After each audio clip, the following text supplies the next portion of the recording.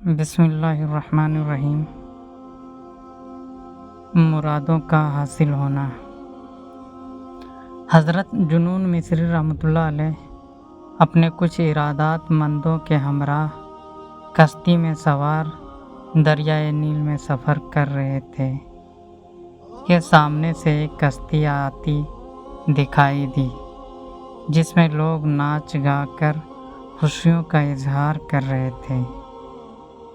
حضرت جنون مصری رحمۃ اللہ علیہ کے ارادات مندوں نے حضرت جنون مصری رحمۃ اللہ علیہ سے درخواست کی کہ ان کے حق میں بد دعائیں دے دیں کہ اللہ تعالیٰ انہیں غرق کرے اور ان کی نحوست سے مخلوق خدا کو بچائے رکھے۔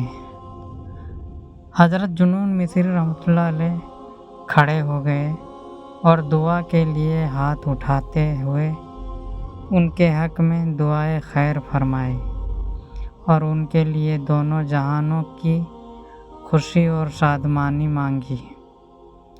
حضرت جنون مصری رحمۃ اللہ علیہ کے ارادت مندوں نے جب یہ دعا سنی تو حیران رہ گئے۔ اس دوران وہ کشتی نزدیک آ گئی۔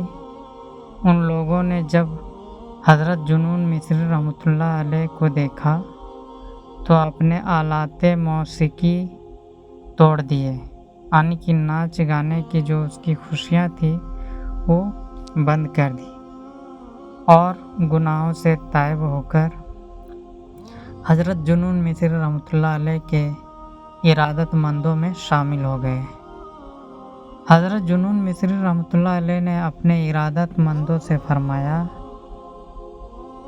اس جہاں کی خوشی و مسرت اس جہاں میں توبہ کرنے سے حاصل ہوتی ہے۔ دیکھ لو سب کی مرادیں حاصل ہو گئی، تمہاری بھی اور ان کی بھی، اور کسی کو کوئی رنج و تکلیف نہ پہنچی۔